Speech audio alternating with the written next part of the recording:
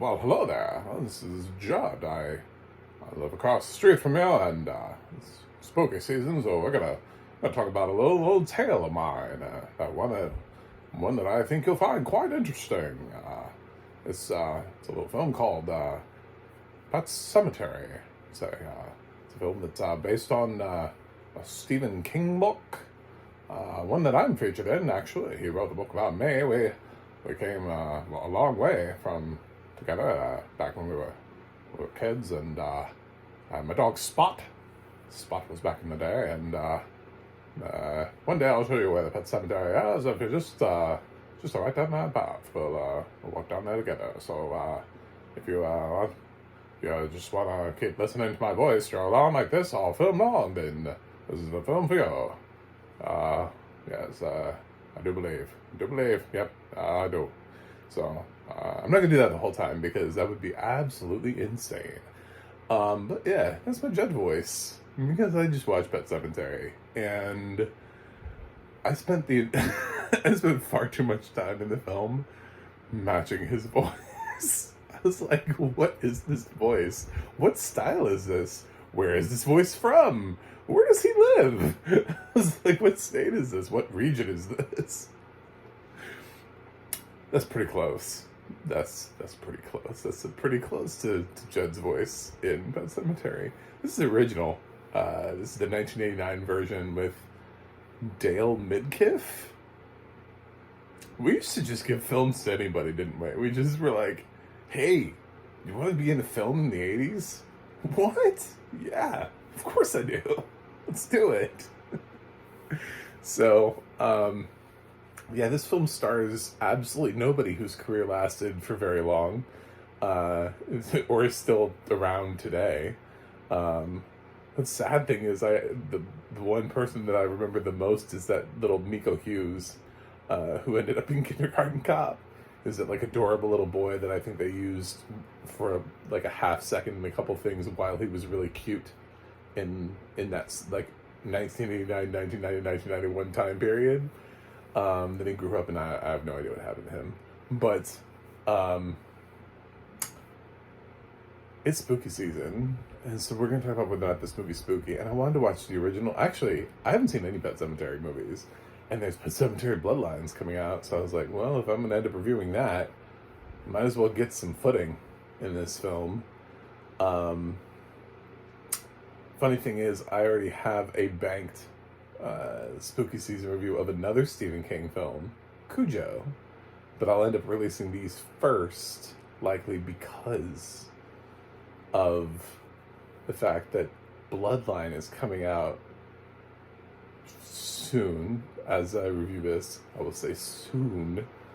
And I didn't really know it was coming out that soon, and I didn't know it was coming out straight to Paramount Plus. But it is. So, yeah, that's a sad state of affairs, but I will have to pump out my Pet Cemetery films real quickly and get those out. It's part of spooky season. And Cujo's gonna have to wait, but Pet Sematary is better than Cujo, so that's good. I mean, I haven't read either of the books, so I don't know which one was more faithful to the book, but at least this one had some creepiness to it. It's not great, and I think it seems as though most people agree with me. It has like a 6.5 on IMDb and like a 43 Metacritic score, so it seems like everybody just kind of agrees this wasn't great. But it does have more of a creepiness vibe to it. It just is, it's really stupid in some parts. Like some aspects of the film, either they don't flesh out well enough or you're just like, why the fuck are we here? Like this house, I know that this was written this way, and I know that this is exactly what Stephen King envisioned, because it's the same way, as I understand in the remake. They got this dumbass house that's like right in front of a road where they constantly have these giant semi-trucks driving down. And the funny thing is, in this film, it's just semi-trucks. It's just giant semi-trucks driving down the road the whole time. We never get mentioned of any cars or that this road even has heavy traffic.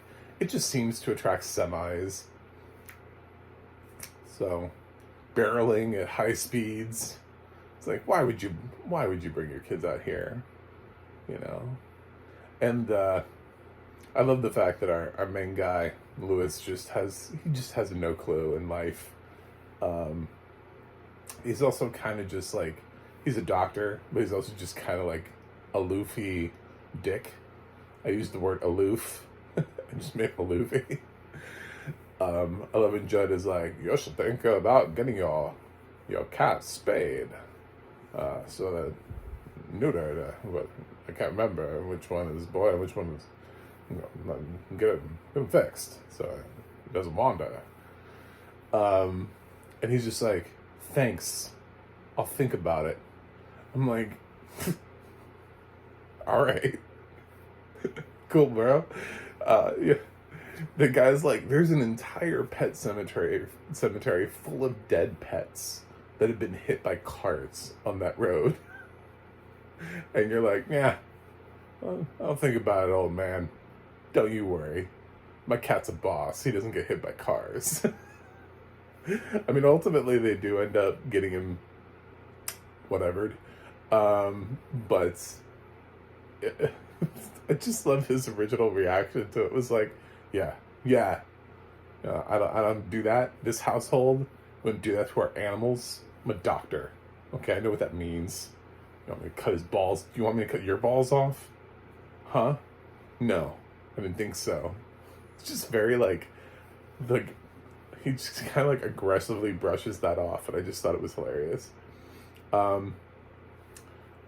Everything is just like, oh God, this film is like, everything is so weird, and you're wondering like, why is this here?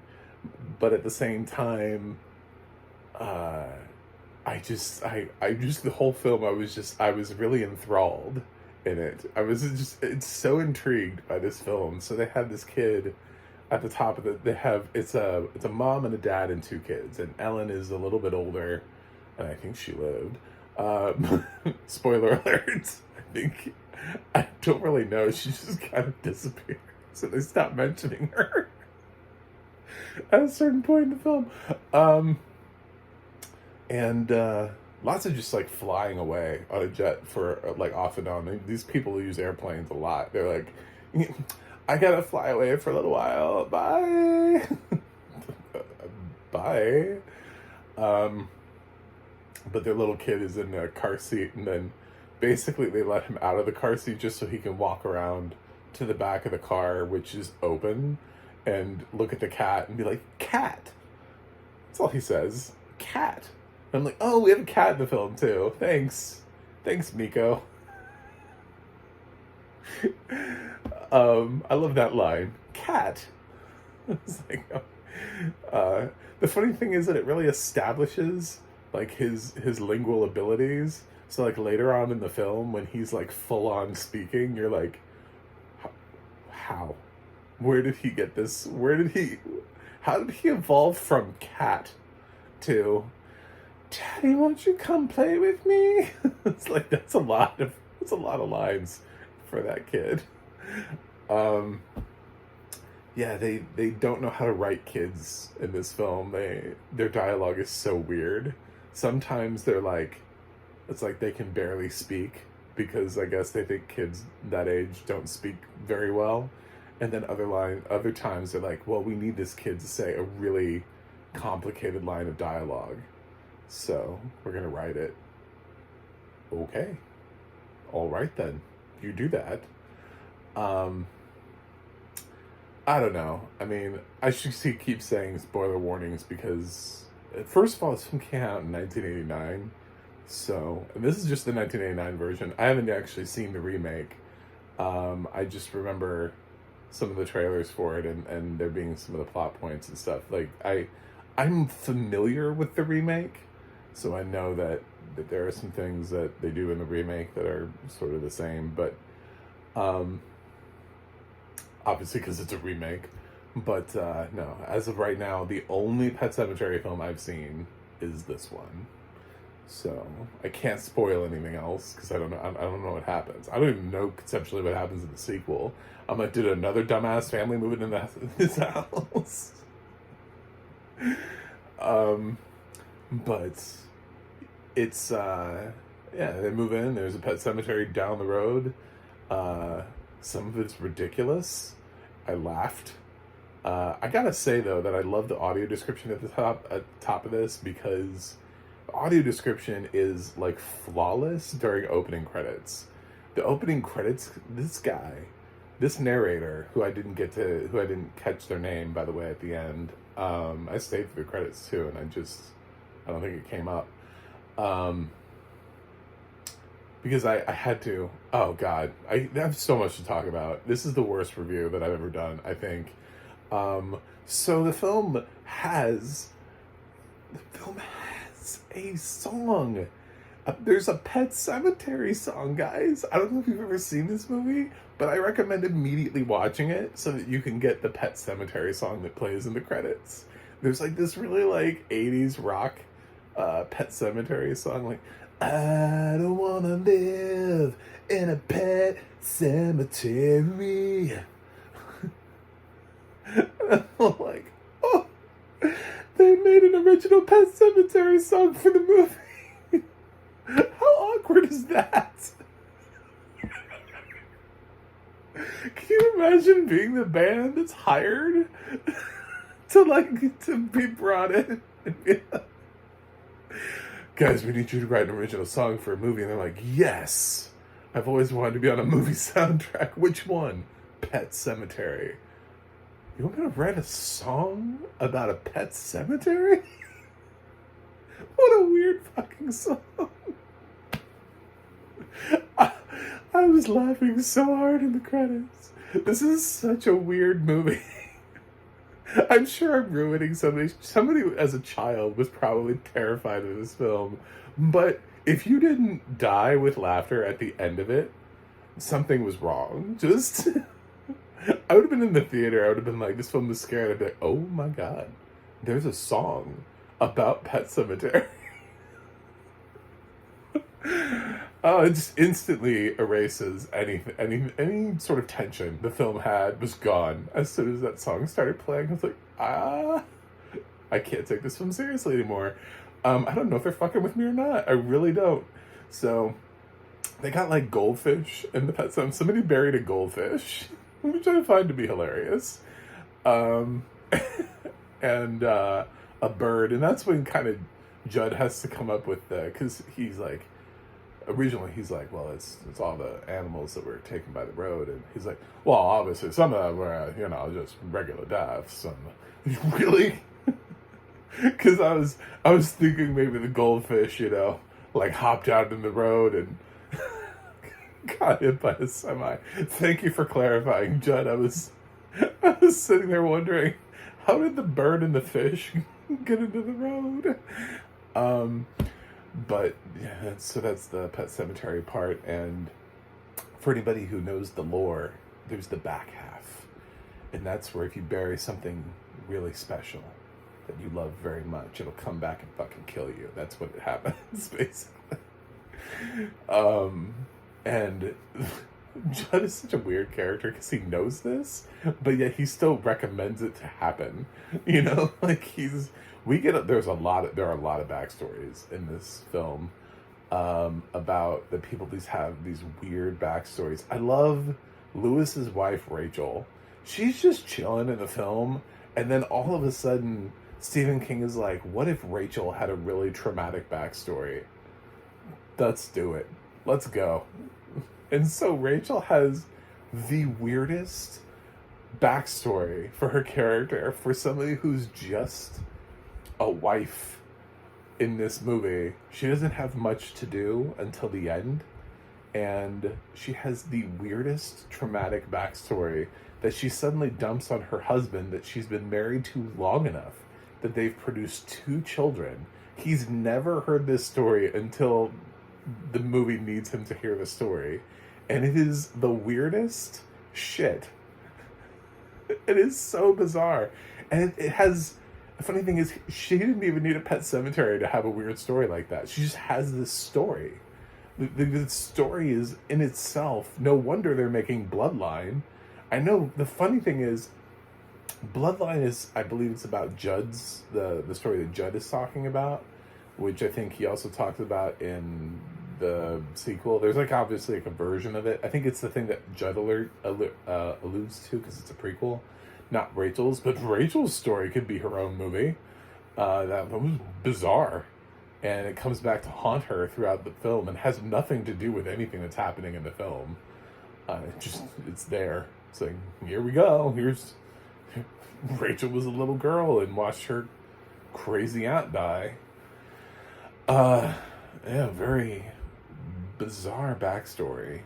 I love the woman that refuses medical treatment and just self-diagnoses herself with cancer. It's great. That's a great message. She just decides. Funny thing is, she's also, we learned from Judd that she was aware of the happenings. She also knew about the pet cemetery, and it's like she wasn't worried that anybody was gonna like bury her body. She should have made it so that nobody could bury her body. You know what I'm saying? Like she kind of took an easy way out, and she didn't know that Judd wasn't gonna like come and get her and be like, "No, I must put you in the pet cemetery. I must have you." Oh god, I'm gonna have to put a spoiler warning on this video. Yeah, it's but I feel like there's so much I want to talk about. There's just everything in this film was just so weird, bizarre. It's got the weirdest sound design. These people, they sound like they're echoing and they're like in this ethereal like plane of existence for weird sections of the film. I love the faces that come out of nowhere and they're like, no, don't do that. Like there's one time where it was described that Lewis was about to do something, and then like Judd's face came up out of a lake. I didn't even know the lake was there. You know what I'm saying? Like the audio description forgot to ever mention that there was a lake. So like all of a sudden, like Judd's face just like flies up out of the lake. Just the face, which I totally imagine happened, like a ghostly face. You know, there's also there's another character that kind of happens to also. I love Ellen. She said she's telepathic. Without the film really doesn't need to go into it. It just feels like it wants to establish the fact that she has like this weird spiritual connection with the world, and she seems to know everything that's going on. No real reason why. No real explanation. No need to explain it. We're just going to give her these abilities. She always seems to know what's going on. She has these dreams, and they're always, like, spot on. She could pretty much tell you what you were wearing in dream. You know what I'm saying? Like, I mean, she's like, "Daddy, I had a dream that you woke up. You were wearing a red shirt and blue pants, and you walked outside, and you went down the path pretty slowly, actually. You were walking pretty slowly. You must have been strolling. You went down the path, and you went down to the pet cemetery, and things were happening down there. You spent about, I would say, 25 minutes. It's just, she really, like, everything she nails is not quite that extreme, but it's like spot on. And I'm like, damn, girl, you got some psychic abilities there. Is the film gonna, no, the film's not gonna do anything with that. They're just gonna keep using you as this weird, like, side piece. Okay. Yeah, it's a very, very weird film that's shitty and good at the same time. It's good because it does have some scares, and it does do interesting things, so I wasn't bored, but it also just kind of seems to have a lot of questions about like people's competency. There's just like really just kind of like random things. Somebody should have taken another pass at the script, you know. I love that Judd just becomes a part of the family. He's just like this old neighbor with a weird speech pattern, and he's like hanging out in the yard with the kids. Oh, my favorite part was when we. I have so many things. God, I don't have no idea. I'm sorry. I apologize for making this video. I just keep thinking of things in this film. When they show up and Ellen gets in the tree swing, um, and she's swinging, and it's, you know, it's on a shitty branch basically. It's an older tree, and the branches so it falls to the ground, and then. The next morning, Lewis gets up and he's enjoying his cup of coffee, and he looks outside, and the fucking swing is hanging from the damn tree again. When did he do that? When did they have time to reattach the tire swing to a new branch, and why? You just moved in. Did you assess the tree and its ability to hold the tire swing, or do you want your kid to just keep falling and hurting herself? I don't understand. It might have just been the audio description, but I'm going to say if the audio description gave me exactly what happened, that whole thing doesn't make any sense, because the branch that it was on broke, which means there is no tire swing. But then in the audio description, like the next morning, he's looking out at the tire swing swaying on one of the other branches, and I'm like, was that a priority for him day one when he moved in, was to like reattach the tire swing that his daughter just hurt herself on? What is happening in his family? What is going on? So Winston Churchill is a character in this film because he's a cat. That's his name. They call him Church for short. And he's great for little jump scares, but he's only a cat, so there's only just so much he can really do. He's not that scary, but he does just kind of like at certain points. Most of them you can kind of see coming. He doesn't just the jump scares in this are pretty all obvious. You know, there aren't very many jump scares where you're just like, wow, that was truly inspired. Thank you for that. There was one that got me that I didn't see coming, and it just was because I didn't know that was going to happen, and it didn't really make sense. It was kind of like a nonsensical jump scare, but the film kind of like tries to make it work, and it like explains why that happened, and I was like, all right, well, you do you, I guess. But you got me. I didn't expect that to happen. So, okay, cool. It's very morbid. It's very dark. I definitely would not watch this with kids because it's a weird film, first of all. You get to be explaining things way more. If you haven't seen I would recommend that if you're thinking about, well, it's 80s horror, so my kids, I let my kids watch whatever. I would recommend watching the film first and then being like, do I want to be explaining this film to my kids? Is this something that I want? I feel like there are other horror films that are more accessible or present themselves in certain ways that make them more watchable. Even if you're one of those parents that's just like, I let my kid watch anything. Free range children. I still would be like, I don't know if this is the film. It's just a really bizarre film with a lot of like really weird themes running through it, and like scenes that happen and then they like try to tie it back in, and I don't know. I just feel like a lot of kids and the concepts running in this film, things are either going to fly over their head or they're just going to ask you a lot of questions.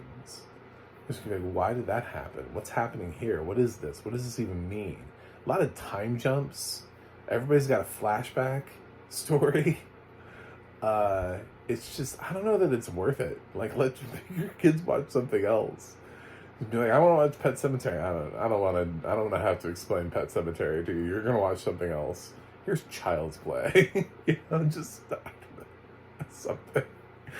But this was a very weird film, but it was far more engaging than Cujo.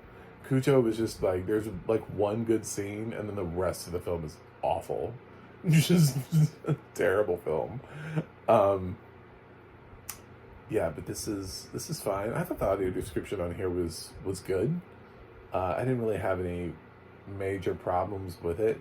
It focuses heavily on the gore when the gore is there, when there's gore to be had, when the jump scares are there. It's not the kind of voice that really like adds to a horror film. He seemed like a really nice guy narrating the film, just like a really pleasant voice. It didn't really help or add anything to the tone. I would have maybe had somebody a little bit more, uh, creepy as the narrator. Somebody with a little more darkness in their voice. He's a little happy, a little too perky for me, but for a horror film. But yeah, I think he did a good job. So, I mean, the written narration here is pretty solid. It's just the film itself is kind of like bafflingly just cheap, and has a lot of setups just don't really work. But there are a lot of little like there's so many random things in this film that the audio description tries to explain that are unexplainable. They just don't make any sense. It's like, why is there what is up with the sound design in this film? The sound design in this film is baffling to me. I'm just like, why is there an echo? Why does his voice just start echoing all of a sudden? It's like he didn't change plane of existence, you know? He's still here on Earth, you know? This isn't a dream sequence. Like, he has the kind of weird, we use this kind of like weird sort of ethereal sounding design, but it's all in scenes that take place in the reality. So why did we use it? It's the kind of sound modification that you would put on scenes where actors are doing stuff in dream sequences, but it's just being used while he's walking around. It's very bizarre. It's very weird. There are lots of choices. This was directed by like Mary Lambert, I think that was her name. I'm not impressed by the direction here. I felt like it's very clunky, and it feels like the film didn't want to overstay its welcome ever, so everything that this film is presented is bare minimum that was needed in order to get through the story. Like, the book is longer, but the film didn't want to be as long as the book, so it just moves you from plot point to plot point to plot point to plot point, and just hopes everything works. And it doesn't really. This isn't a film where you're like, oh, I wonder what's going to happen next. You know, I kind of saw what was going to happen next. And my favorite thing was the whole film. I just kept listening to Judd's voice, and I just kept repeating his lines because I was like, I have to learn how to do this voice. Yeah, I have to learn how to be careful of the road there. You gotta stay away from the road. It's very, very, very dangerous road. There's a pet cemetery. I'll take you down to one of these days. I'm gonna light my cigarette now. He lights lots of cigarettes. That dude smokes heavily throughout the course of the film. So,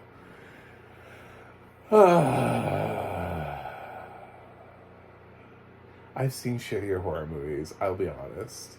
And for the 80s, this isn't as bad. And especially considering I've seen Cujo, this is already like a better Stephen King adaptation. But this is still sort of like, eh.